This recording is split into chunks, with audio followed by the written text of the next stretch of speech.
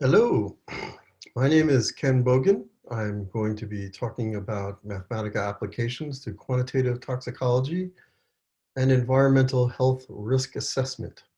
I've been applying Mathematica to that general area through my career of 20 years at Lawrence Livermore National Laboratory, 10 years as a managing scientist at Exponent, a worldwide consulting firm. And since then, as a board certified toxicologist in private practice, and then briefly for a year and a half over the last 2 years, working for one of our federal agencies here in the Washington, D.C. area, uh, involved in biosurveillance. I have an abstract associated with the talk. It's included in the presentation, which you can download from the conference schedule. The entire Mathematica presentation is there. I'm just scrolling through the presentation notebook to form this the talk, and but I will skip reading the abstract. You can get it there and go right into the first of the four areas, which involves the risk of olfactory neuron killing by zinc nasal gel. So assessing that risk involves determining whether the toxicity of zinc to olfactory neurons may occur through either the deposition of aerosolized droplets, direct deposition of the gel stream onto the olfactory epithelium, which is located at the apex or top of the nasal cavity, here shown here. And also, toxicity can occur by diffusion of zinc from the gel along the surface of the nasal cavity and potentially eventually reaching the olfactory epithelium before the gel is cleared by the normal action of mucociliary clearance, which drives material along the surface of the epithelium, along the mucosal surface, backward and downward toward the throat. And the rate of that is known, so that's built into the consideration here. The first issue of aerosolization I addressed experimentally by demonstrating that almost none of an applied gel stream is actually aerosolized potentially aerosolized in the form of droplets that are small enough to float in air. So that turned out not to be an issue. So we examined more closely using Mathematica the direct deposition of the stream onto the epithelial surface and diffusion along the nasal cavity surface, potentially to the olfactory epithelium.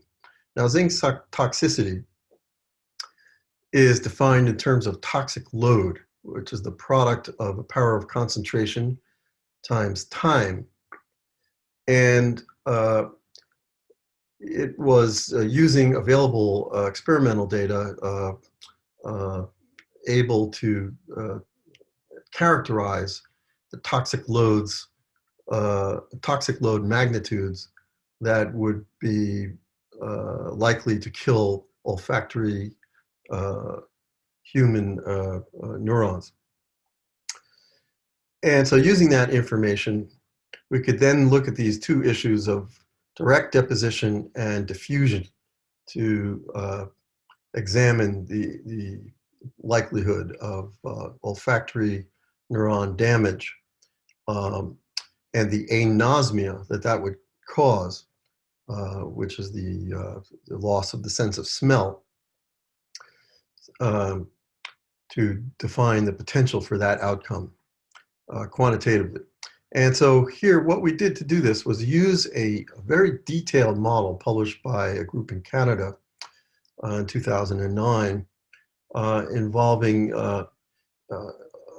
a 500,000 vertex model, a three-dimensional model at half a millimeter resolution based on MRIs taken of 30 adults, male and female. And the vertices then could be used to examine the issue of direct deposition. Here you're seeing the nasal model. Here you see half of the nasal cavity, which is divided in two by a septal wall, the middle of the nasal cavity. So here you see the septal wall, and then rotating, we see the lateral wall here. A very complex geometry to the human nasal cavity, making this a challenging exercise, but facilitated by Mathematica's 3D imaging capabilities. And we can see that injecting a stream of nasal gel into the nasal cavity in a way that would deposit onto the olfactory epithelium is not really possible, because there's a bow-shaped curvature to the septal wall that prevents a stream of gel from shooting up that far. So we are then left with the analysis of zinc concentration by diffusion over the surface of the nasal epithelium as a potential pathway to neuronal damage. And to do this, we take the half a million vertices and slice this model into sections, each formed by a smooth polygon. So we have 221 sections, each containing 23 to 277 points, placed at half millimeter intervals, and together the sections comprising an irregular tubular grid. The slices were modeled by taking the MRI images, collapsing the half millimeter set of points along each section into a plane, and then modeling the polygon formed by that set of points. This was done for all 221 sections. The sections become increasingly irregular toward the middle of the nasal epithelium as one travels from the front, where the nose hole is, toward the back, where the pharynx is and throat. And using this model, then we can define a characteristic placement of nasal gel, and this is a conservative placement along the wall of the nasal cavity in two different places, but not up to the olfactory epithelium, because we showed that we couldn't directly inject it there in a feasible way. But it's conservatively placed insofar as the instructions for a nasal gel generally say to deposit the material close to the end of the nose toward the tip. But then using this placement, we can examine the concentration of zinc that arises by diffusion. Now, diffusion occurs in proportion to the square root of time.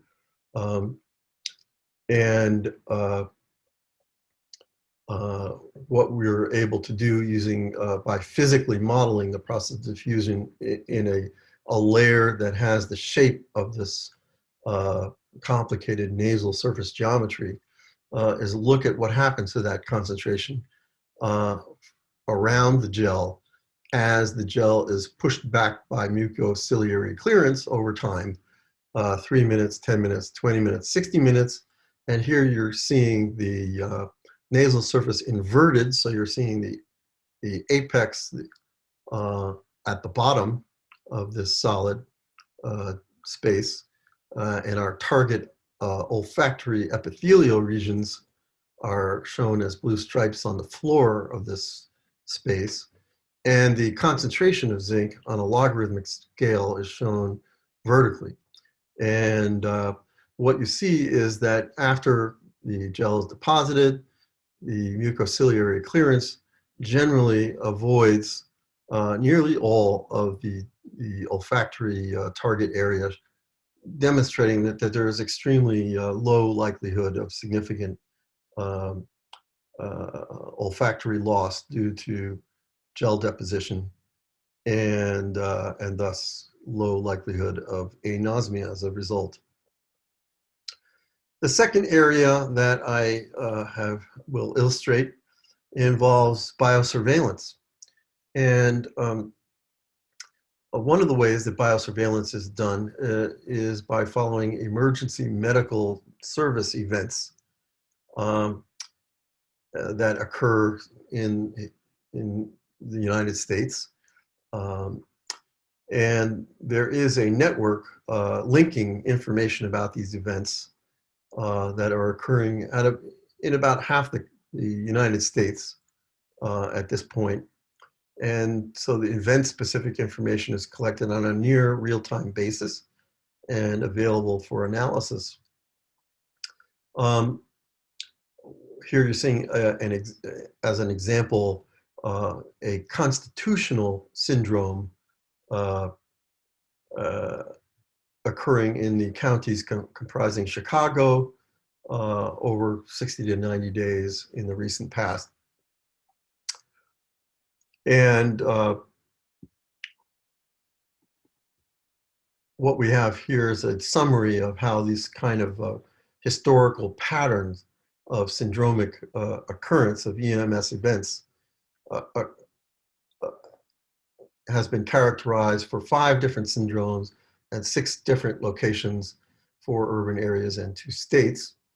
And it's worth noting that syndromes can be apparent, evident at the time of the EMS based on the symptoms that occur and are observed by the EMS personnel, like GI, overdose, etc.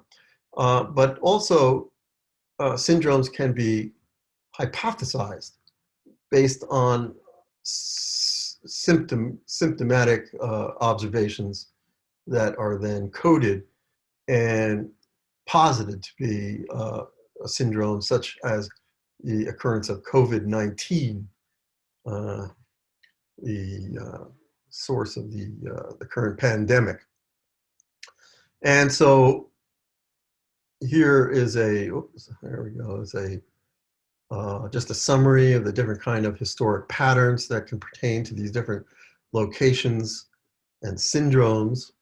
And these kinds of patterns can be used to evaluate whether a recent occurring event is anomalous given the history of similar events in that location for that syndrome. So there is an application of Mathematica that's pertinent to biosurveillance. And here is a summary of an analysis done to determine whether the hypothesized EMS events involving the hypothesized COVID-19 syndrome actually correspond to the CDC reported incidence of COVID-19 in 15 or so different states, and all the counties contained in those states. So we're looking at weekly occurrences within those counties and states, cumulative weekly occurrences that are predicted using the biosurveillance hypothesized syndrome of COVID-19 versus the CDC reported incidence for that county and state and time period. And the difference between being that the EMS database allows you near real-time biosurveillance, whereas the CDC incidence is delayed substantially by the requirement for an actual diagnosis after admission to a hospital and testing before the actual incidence is reported out at that level. And so you see, using the hypothesized syndrome, you can get within a factor of 5 or so of the actual eventually reported incidence. Third is the area of racial disparity in US county level incidence of fatal police shootings, as summarized by the Washington Post Police Shooting Fatality Database, covering 2015 through 2020. The Mathematica utility here is that the database that's included, that has been compiled by the Washington Post, includes latitude, longitude information for most events, but does not include county information. They have city and state, but not county. And to link this back to census data, a convenient way to do that is to use US census data for counties during this time period. And so what I did was use Mathematica to interpret the lat-long data to define the corresponding counties for the thousands of rows of data in these databases. So here you see a summary of incidence by county per 100,000 for unarmed men on the top figure here, and for armed men shot by police on the bottom. And so the both of these patterns quite clearly show an excess incidence for black men compared to white men. This is statistically significant when analyzed in an odds ratio manner, but here we're looking at distributions of incidence, and the difference is even more pronounced looking at the patterns in this way,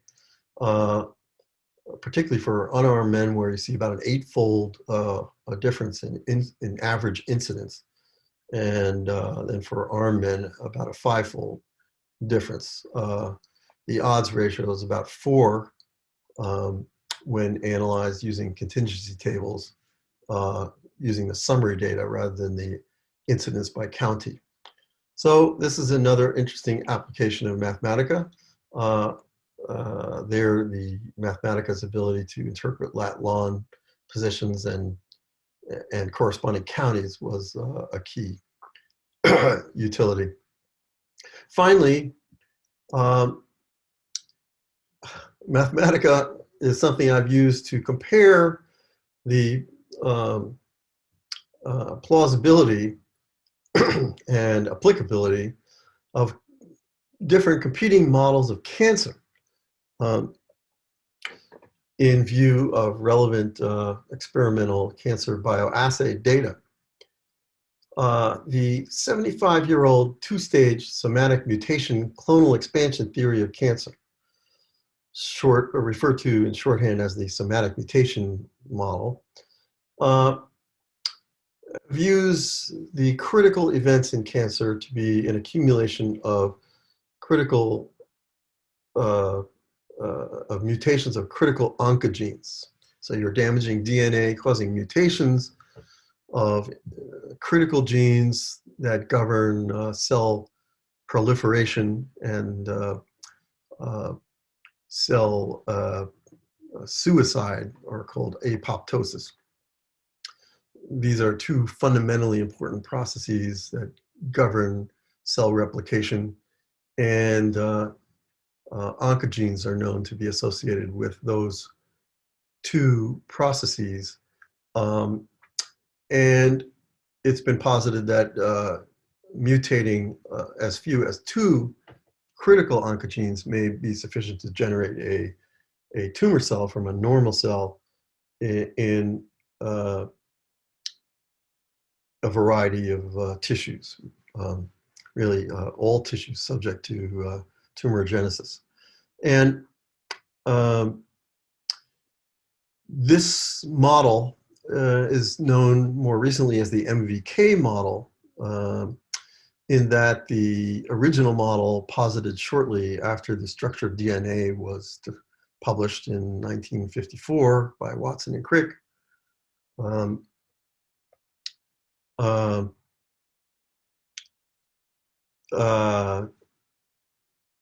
Basically laid out this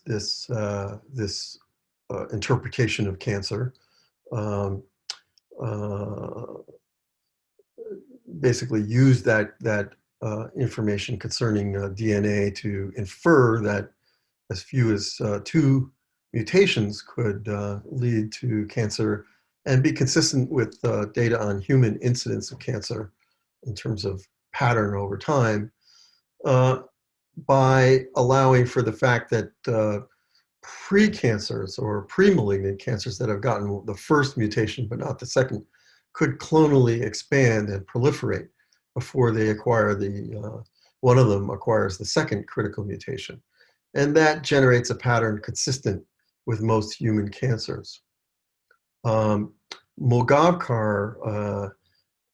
was the first, and his colleagues was the first to solve the mathematical version of this model, interpreted as a doubly stochastic non-homogeneous Poisson process. So a process involving a discrete change and a birth-death process that allows for a pre-malignant clonal expansion, followed by a second critical required change, where the critical mutations are modeled as Poisson events, and you have a birth-death process separating those events. So that's not the only theory of cancer, though. There have been a number of theories that have competed. The somatic mutation is the dominant theory today. It is behind most of funded cancer research. But it has been well recognized for many decades that inflammation plays a critical role in cancer. And an alternative model that I have worked on over the last 7-10 years or so is summarized here. It's something I call the inflammation somatic mutation model. Very similar. Here's the traditional model laid out vertically. You have the two mutations and a birth-death process here, birth and death. This is a subtle but profound reinterpretation of the model, in that, in contrast to the original model, where any stem cell in any tissue can undergo these critical changes and lead to a cancer, I'm positing that only a normally small subset of stem cells are relevant to the process as it typically occurs, so that cancer is most efficiently formed only involving a certain subset of stem cells, those that arise after tissue injury is followed by inflammation, and the inflammatory immune cells then work as they are now known to do, to activate local stem cells and actually orchestrate the process of tissue repair, which involves an epigenetic conversion, not DNA damage, not mutations, but something that does not involve mutation per se, but affects how genes are translated. The importance of epigenetics to biology and cancer was only recognized in the 1990s, with Nobel Prizes awarded in the mid-2000s.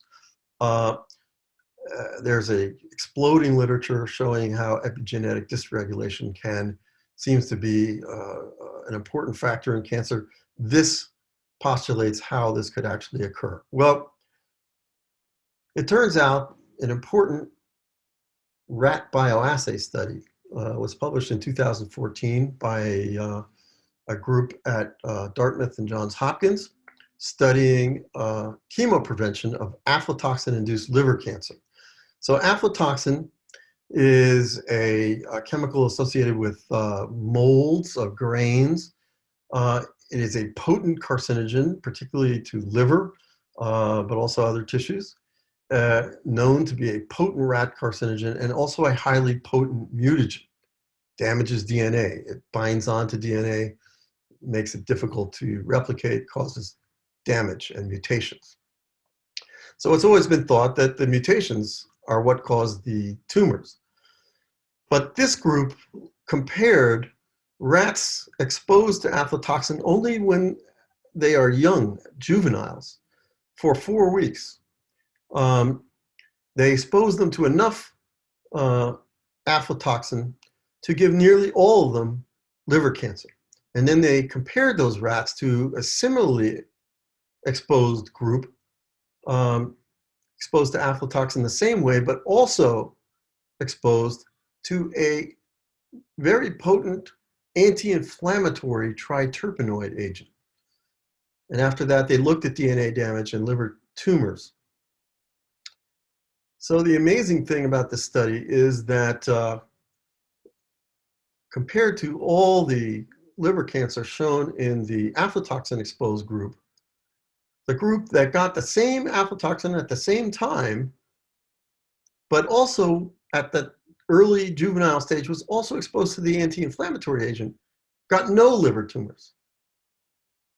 And the issue is, well, how could that be? Unless the anti-inflammatory agent prevented all the mutations, how could this be? Well, in fact, they looked at the aflatoxin adducts that caused the mutations, and they were not decreased enough to explain this by any means. And what I did recently was to use the doubly stochastic Poisson model of the current dominant theory of tumorigenesis to show how that model is perfectly consistent with the aflatoxin-exposed group of rat results. But it cannot explain how the study observed 0 tumors with the exposure, with the co-exposure to the anti-inflammatory agent. And here you see the background incidence of liver tumors in the same kind of rat studies, very rare. You wouldn't see any, you wouldn't hope to see any in about 20 rats. You need about 500 rats to see a liver tumor. And here what you see is the binomial upper 95% confidence limit on a proportion of 0 out of 20. And you see that's the confidence bound. And the two-stage model, the MVK model, assuming it reduced the mutation rates as much as that which was observed in the study, was only able to predict a reduction in liver tumor incidence here at the end of life, whereas in fact the rats showed 0 liver tumors. So the alternative model that I proposed predicts instead that by blocking inflammation, the anti-inflammatory agent impedes the activation of tumor-relevant stem cells, and that explains the absence of liver tumors from this study. So 4 ways of using Mathematica to investigate toxicology and environmental health. And I'll leave it at that and take questions. Thank you.